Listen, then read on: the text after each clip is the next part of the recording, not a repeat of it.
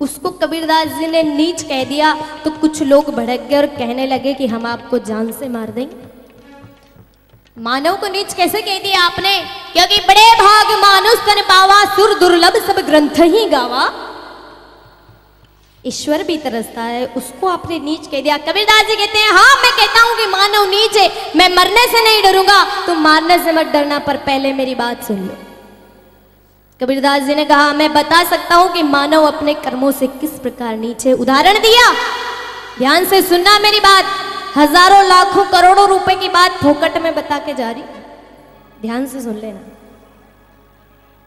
इसका कोई मैं दाम नहीं ले रही हूं, कोई दाम नहीं है, और दाम लग जाता ना तो आज जैसे मंत्री साहब बैठे हैं वहीं में बैठी होती। क्या बात है। लेकिन मैं तो इतना कहती हूं, कबीरदास जी ने कहा भैया सबसे पहले एक कुत्ते को बुलाइए।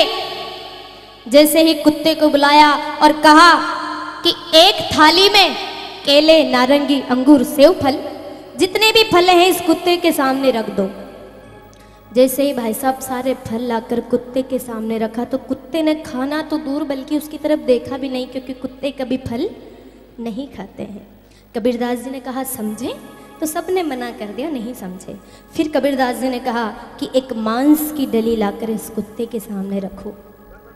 जैसे ही मांस की डली कुत्ते के सामने रखी तो कुत्ता तुरंत खा गया। कबीरदास जी ने कहा समझे? सबने मना कर दिया, नहीं समझे। तो कबीरदास जी महाराज कहते हैं कि जाओ, जब गांव में मंदिरों में संध्या के समय आरती होती है, झालरें बजती है, तब ये कुत्ते जोर जोर से चीखते हैं, चिल्लाते हैं। ये कुत्ते जोर जोर से चीखते हैं, चिल्लाते हैं, भगवान से हाथ जोड़ करके प्रार्थना करते हैं कि हे भगवान इन मनुष्यों को तो कुत्ता बनाकर हम कुत्तों को मनुष्य बना दे, क्योंकि इन मनुष्यों का तो भोजन हमने शुरू नहीं करा, पर मनुष्यों ने हमारा भोजन शुरू कर दिया। इसलिए कबीरदास जी महाराज ने मनुष्य को नीच कहा। मानव नीच नहीं, बल्कि मानव अपने कर्मों से नीच हो गया। भगवान ने खाने पीने के लिए दुनिया भर की चीजें बनाई, लेकिन भगवान कहता है मैंने तेरे लिए काजू बादाम दुनिया की चीजें बनाई, तू नहीं खाए तो मैं क्या करूं, और नाली में गिर जाए तो फिर?